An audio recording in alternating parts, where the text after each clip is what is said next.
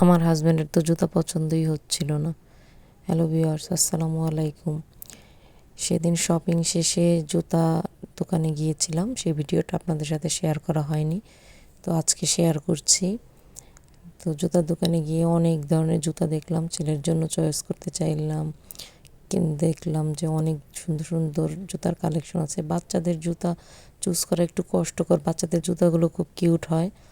তো দেখতে লাগলাম ছেলেকে পরিয়ে কোন জুতাটা ভালো হয় বা মানায় ড্রেসের সাথে।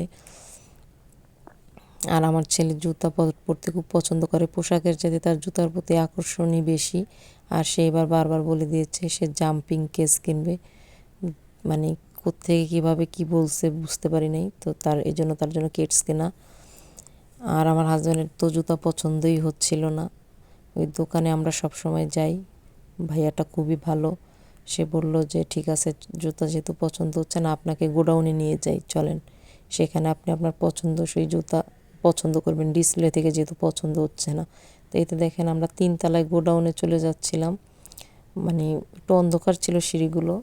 আমার হাজব্যান্ড আমাকে হাতে ধরে উঠাচ্ছিল, সিঁড়িগুলো কেমন যেন ভাঙা ছিল।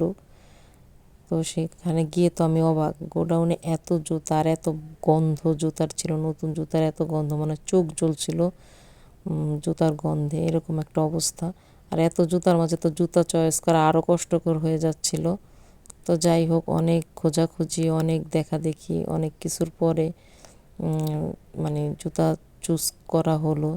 আর আমার ছেলে তো এত জুতা দেখে মানে একদম পাগল হয়ে গেছে বলতে গেলে। সে শুধু ঘুরে ঘুরে ঘুরে ঘুরে দেখছে কোথায় কি জুতা আছে, আর তার বাবাকে দেখাচ্ছে, বাবা এটা কিনো ওটা কিনো।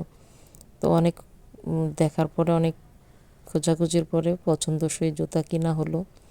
অনেক সুন্দর সুন্দর কালেকশন ছিল এখানে, আজাদ শুয়ের কালেকশন খুব ভালো ছিল। তো যাই হোক, আমাদের জুতা কেনা শেষ, এই তো, আল্লাহ হাফেজ।